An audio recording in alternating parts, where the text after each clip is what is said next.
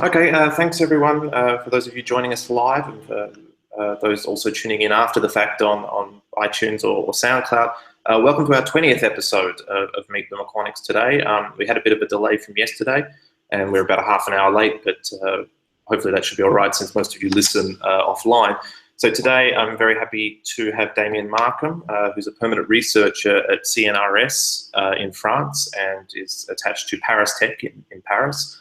And he's woken up early. He's currently in Berlin for a conference. And Damian, thanks for joining us. Oh, thanks for having me. It's my pleasure. So just to give us a bit of an idea of where you're coming from, because you're a theorist, probably on the lines of much more of a quantum information theorist.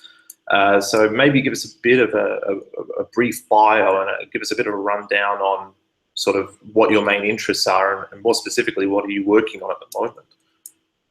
So I guess, so my background is I studied physics, and when I moved to France, well, like coming up to 10 years ago soon, I moved to a computer science section. So somehow one of the great things I find with quantum information is it covers diverse fields. And somehow like starting from physics, I always thought computer science was just about learning how to program.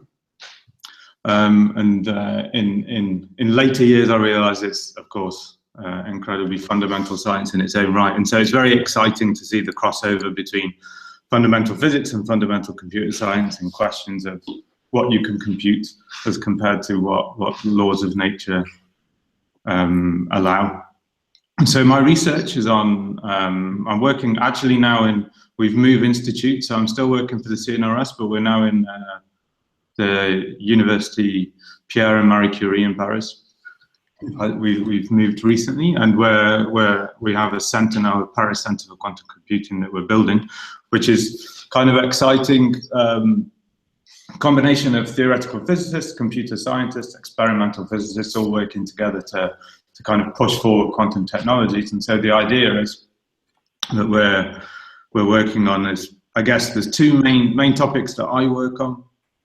One is kind of trying to understand where, kind of what are the quantum features which give any advantages in quantum networks and quantum computations in the security advantages you get and the speed ups you get. And the other side of my work, I guess, is working on developing protocols for quantum networks. So the kind of vision of this network that we have is, if and when they build quantum computers, these things are going to be very big, at least in the first instances. And they're going to be, so not everyone's going to have these, so you're going to have a few centers where these guys sit, and you want to be able to connect these guys together and use them in a meaningful way. And also you have small quantum devices spread across your network, and the questions are what you can do with this. So what kind of benefits you can get over some network, and then what are the kind of quantum features that allow you to get some benefit. And so it kind of touches from a physicist perspective, it's very exciting because it's like a new vocabulary of questions that you can ask about the nature of reality. Okay. So, before you might ask what, you might ask what it really means to be a state, or what it really means to say probabilistic measurements. Mm-hmm. If it's really probabilistic, or if it's our ignorance that doesn't allow us to predict it. And in quantum information, this translates to questions about communication complexity. So what kind of physical laws would allow you to communicate, to compute certain functions fast over distance, and what kinds wouldn't? So it's like a new vocabulary to start asking fundamental questions about physics and the nature of reality. And the flip side is that when you start saying, what we're able to do, that you can have some physical interpretation of computational speed up or security, etc. So it's kind of an interesting thing.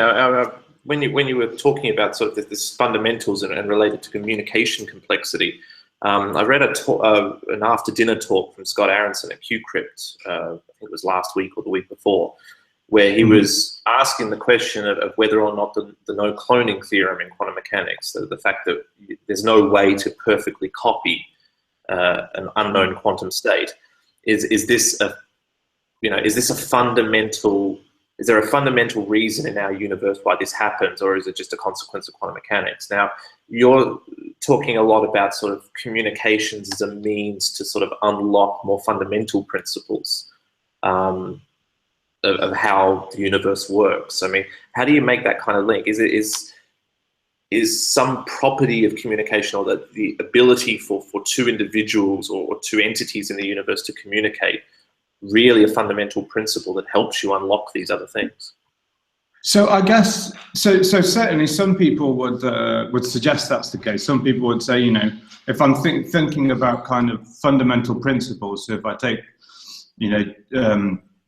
relativity, the fundamental principle is that nothing should go faster than light, and some people would suggest that maybe there's a fundamental limitation on what nature can do in terms of either communication complexity, like how much physical systems you need to send to transmit information. That can kind of, some people would argue that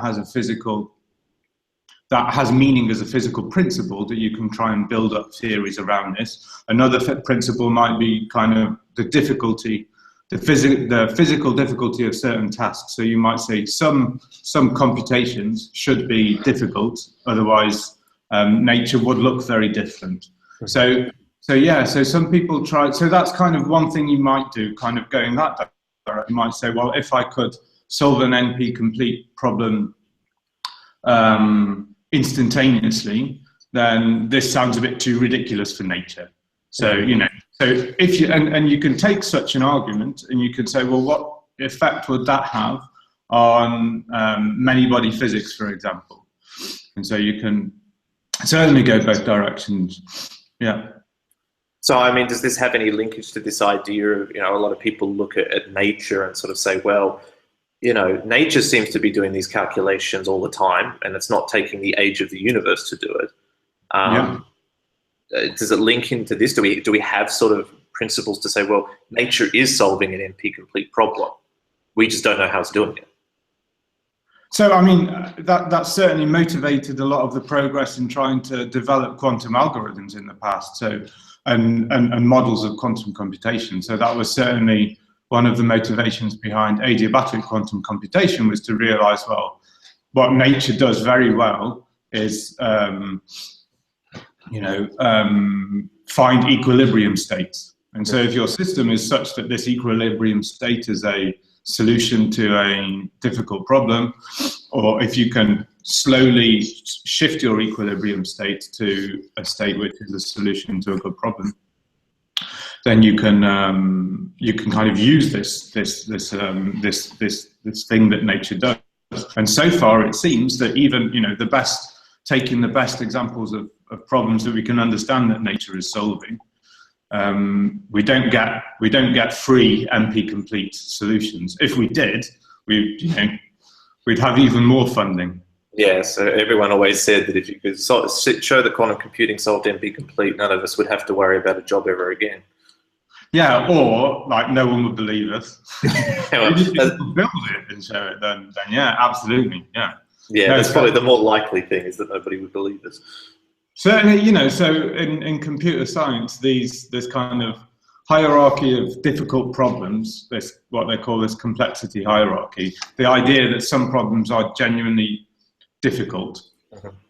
So there's almost no way of actually proving that some problems are really difficult and some problems aren't. But if they, so the way theoretical complexity theory works is, you say that if this is easy, then a bunch of things we really believe are hard are really easy. That sort of thing. And so computer science would be fundamentally changed if you could do this as well. It would be a huge shock. And it should be noted that people might think these are esoteric conversations, but I mean, in the case of sort of real world applications, if you talk about things like cryptography, I mean, cryptography is based around the ideas, or at least in principle, that certain problems are just too hard to solve. Absolutely, yeah. So this does have implications. Yeah. So right. So exactly. So from my, as a scientist, the interest is very different from what the real world interest would be, but it would be massive changes for for society indeed, like, and technology and the way that we would communicate. And that's kind of a big, I guess, a big motivating force behind the development of fields like post-quantum crypto. Like, we know quantum computers can do certain things which would give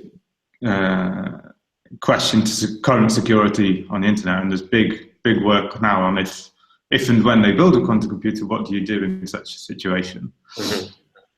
And of course, one solution is you use quantum crypto, but this is very still early stages of how that's going to work and how that's going to solve the problem of secure communication, I guess. And it's also this idea, I remember talking with Michelle Mosca from Waterloo, seeing him talk, and it's not the idea of what you're communicating when a quantum computer exists. There are ideas about, you've locked files that may already be on the internet, or other people who shouldn't have them already have them, and they're encrypted with techniques that could be broken with quantum computing. Regardless of whether it takes 10 years or 20 years for a quantum computer to actually exist, these files can still be unlocked. Yeah, absolutely. Yeah, there's long-term security, I guess that they call it. Absolutely. It's not just, as you say, it's not just a problem for that we can push aside to think about in 10 years. If secrets that we're writing now are still important in 10 years to keep secret, then we need to be thinking about it now. So yeah, it's very exciting. Yeah, no, I agree. So just to get back sort of on a more personal thing for you, I mean, if you go through and sort of read your papers, you do sort of straddle this sort of more fundamental side of quantum information theory and sort of the more practical side. I mean, in terms of personal interest, I mean, where do you lean, or do you sort of really just go back and forth depending on your mood? I'm total flip-flop. So I find it like it's that's one of the exciting things for me, is that you can, on the one hand, ask these deep questions about foundations of science, of physics and computer science, and on the other hand, how can I use this thing, and when can I, and how might we build it, and how would it be useful for communications and all these things. And somehow, for me, at least personally, I find kind of working on the more practical side good grounding. So, I don't really have the right to talk about these big questions unless I really understand how a quantum computer or quantum communication systems might look like, and how they, Well, I think it's a good way to teach yourself, is to try to build something, and you figure out where all the holes are. Yeah, I have to say that I'm not actually building it, but I'm working with people who are building it, and I'm trying to understand how they build it. But, That's enough. We're both theorists. We both aren't allowed in labs. Yeah, I've been in a lab a few times, and it didn't work out well. So, I haven't been banned from the labs yet, but it could be close. Yeah, I've got a soft ban, I think. People just don't think it's a good idea for me to be around this equipment. Yeah. So tell us a little bit more about, so you said you've moved from ParisTech to Murray. So we've just physically moved institutes. Before we were, so I'm working, our group in Paris 6, University Paris 6, is myself, Alham Kashefi, a computer scientist, who you know both Alham, and Eleni Diamanti, who's an experimental physicist.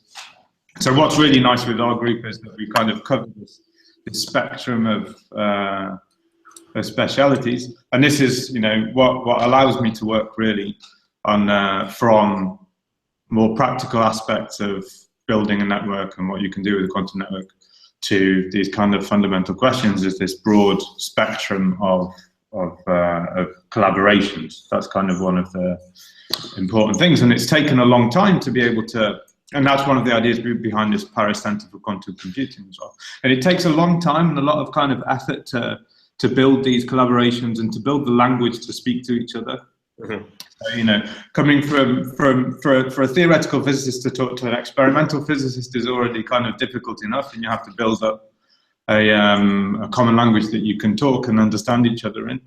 And then to go to computer science as well is even more. So it's taken. So one of the things that we enjoy the most in our team is kind of being able to talk to these three communities at the same time, and that's given rise to this Paris Center of Quantum Computing, which is basically a group of labs of computer scientists, of theoretical physicists, of experimental physicists, mathematicians, philosophers, anyone who's interested in quantum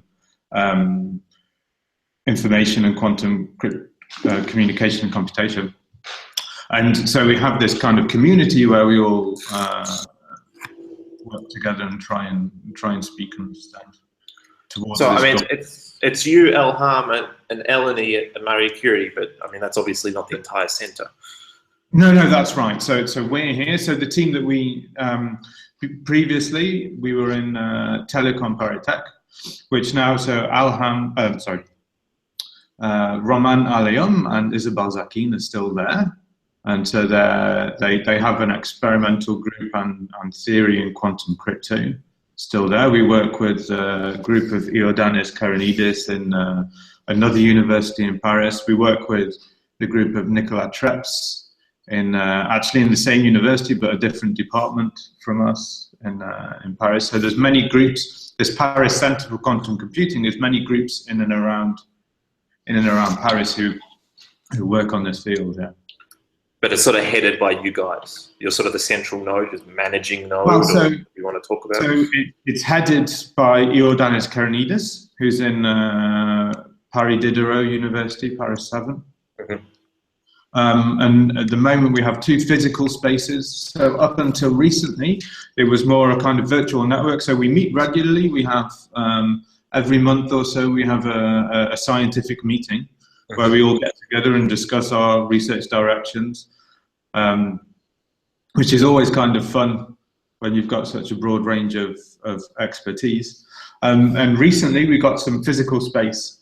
So now we have physical space in our university and in Paris 7. So if anybody wants to visit Paris, by the way, give us a shout. We're happy to host. And now we have some space where we could talk in PCQC.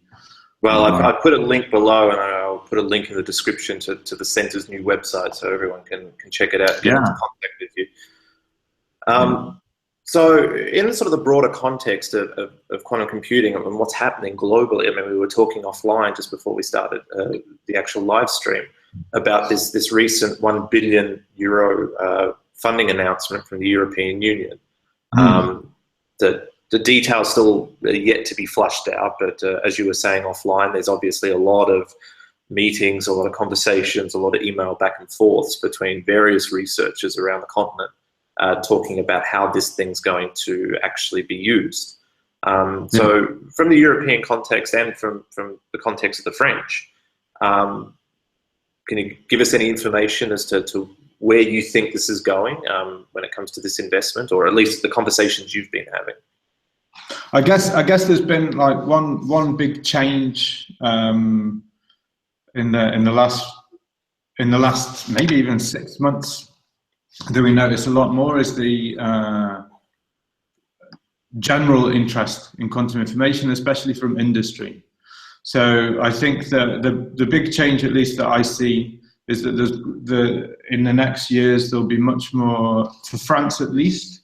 One of the big changes in kind of how the community will work, I think, will be a much closer connection to industry. So people really want to talk about how these devices one day are going to be built and manufactured on a meaningful industrial scale, I guess, and what these would mean.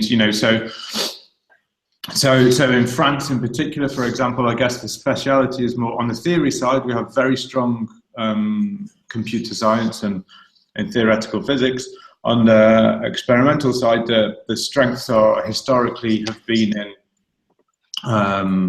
in quantum information, at least, have been in quantum cryptography, and quantum communication, and then the development of very specialized systems for encoding qubits. And so, yeah, I think the directions in France will be mostly around these, I guess. And so is there much? Yeah. Sorry, is there much talk in sort of, obviously this is going to be a big European-wide research project. Are teams already sort of discussing setting themselves up as sort of cross collaborations between countries?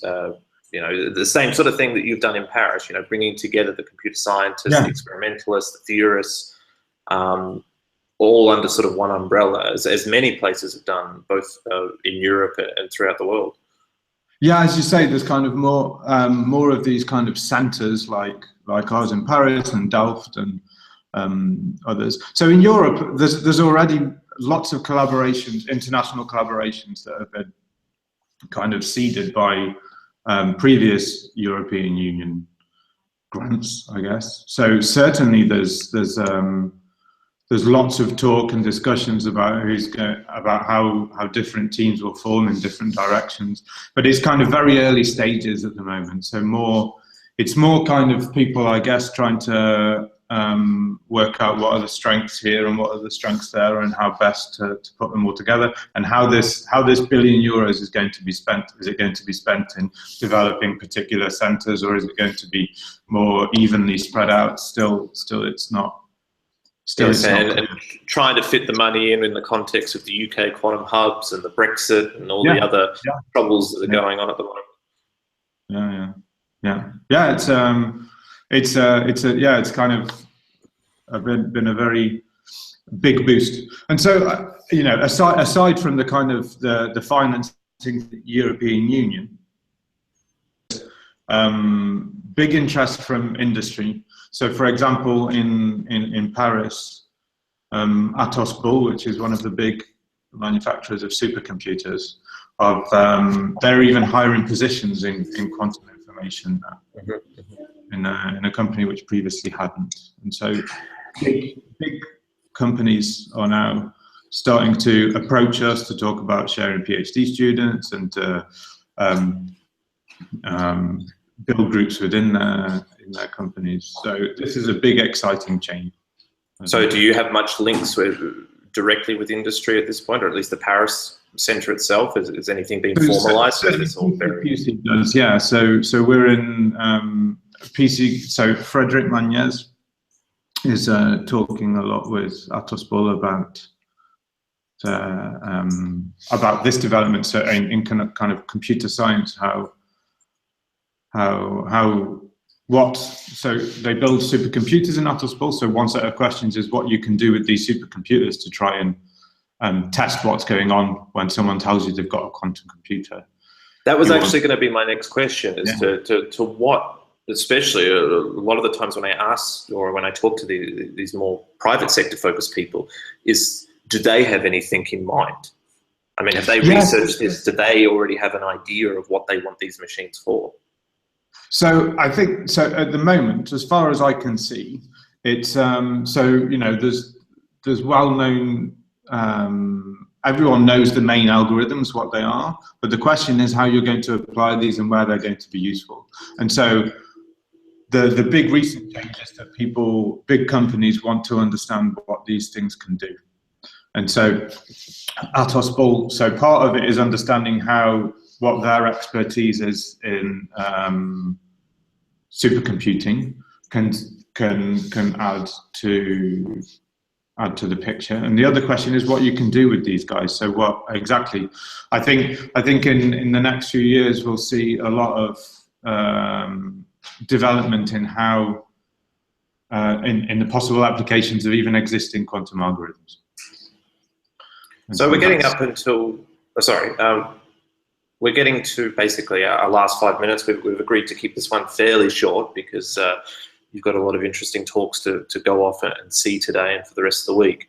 So you're at TQC in Berlin. Yes. So this is, remind me, what's TQC? Theoretical quantum computing? Yes, and so it's kind of I think that's the title: theoretical quantum computing and communication. So it kind of covers computation and communication now. So in terms of anything, for those of you who are in Berlin, or those of you who might be listening from Berlin, who might be interested, to perhaps stop by if you're allowed to. What's going on there this week that sort of perked your attention? So there's a lot of talks on. So most of the talks are on quantum computing and quantum information theory, I guess. I'm trying to think of particular topics that are there. So I'm going to have to check the schedule. But there's there's a lot of great talk. Well, I mean, this is generally how it works. You show up there and then you figure out afterwards which one you decided you liked. Yeah.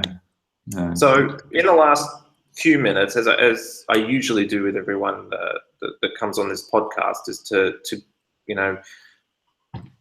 take a bit of a guess in the next 5 or 10 years of development worldwide, both in terms of hardware and maybe even more on the theoretical side.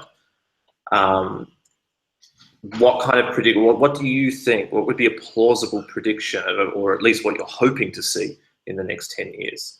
For example, Andrea Morello from UNSW a couple of weeks ago, he gave a very interesting prediction about understanding more about quantum chaos theory and how that applies to quantum computing. But is there any sort of interesting little niche or really something nagging at you that you would like to see happen, either from a foundational side or from a technology side? Mm-hmm. Yeah, so I think aside from, I think in the next 10 years we'll see some. I hope, and I'm not the expert to say, but lots of people who are very smart suggest that we should see some proper quantum computing and some demonstrations of a tangible quantum advantage, which will be incredibly exciting. And there'll be the steps towards this big quantum computational power that you have. But I guess another exciting vision for me about what might happen in the next 10 years would be how a network of these things might work in having many smaller quantum devices. So you might have, for example, the size of your iPhone or whatever. You could have small devices which allow you to communicate through quantum channels to each other. And so such a thing would allow you to do secure communication, for example, but also you could do interesting stuff with delegated quantum tasks, which aren't necessarily even computation, like delegated quantum sensing. Mm-hmm. So if you wanted to, you might have a quantum sensor, and we want to do some collaborative work on large scale sensing, and we could do so through these quantum channels and our small quantum devices without even talking about a quantum computer. And then, in the far future, everyone's got their quantum iPhone or whatever, and you've got, if you think about the way networks work now, so you've got all these devices connecting together, and you get people who make whole careers in studying the kind of social network effects of these things. And so how might this change when you've got quantum connections? Could be really interesting. So, we know from statistical physics that once you've got quantum interacting particles behave statistically differently than if you model them classically. So you've got your boson and fermion statistics. These things depend on their kind of quantum interaction. So once you've got quantum interactions through our iPhones, maybe you'll see emergence of new phenomena in terms of network theory, which would be, so for me, this is a kind of cool, exciting. Yeah, I must admit that one intrigues me as well. So nothing on the foundational front. I mean, a lot of people like adapting, quantum information to ask questions about things like the black hole information paradox and a few of these other more fundamental things. Is there any particular favorite of yours? So nothing that kind of springs to mind in terms of answering these big questions. More a kind of general development in that so these kind of questions about new new ways of interactions, and how these network interactions and how they relate to the physics we see in many-body physics, for example, is exciting. But, yeah. Okay, so we'll basically close this out in the next minute. You've already talked about the Paris Quantum Center, and we'll provide a link to your website in the descriptions of the podcast. Anything else finally that you want to plug? Anything interesting that's going to happen in Paris in the next couple of weeks, couple of months? Yeah, there's going to be the French network meeting for quantum information and quantum crypto is going to be happening in Paris in November. I don't have the exact dates, but maybe I can send you to put in the link as well. So that's happening in Telecom ParisTech, where we were up until recently. So Eleni Diamantis and Isabel Zakin are organizing this meeting. The network's called ICFA. GDO is just the name of the network in France. And so that's they're having some big speakers come in, and it should be a very exciting meeting. I think it'll be a good occasion for anyone who's in or around France and wants to see what's going on in France to come and see that. Well, I assume the links in that will be on your website on sort of the news and upcoming events, so people can just go there and see what's happening. Absolutely. So we'll close it out so you can go get some breakfast and head off to TQC. So once again, Damian, thanks for joining us on this our 20th episode. Great. Okay. Great. So thanks again, everyone, for those joining in live or for those downloading later. We should have our next episode next week. Just got to confirm who's going to come on and join us. But as usual, check out our YouTube channel and Twitter feed. Once those dates and times are confirmed, I'll put the links up. So thanks again, everyone. Cheers.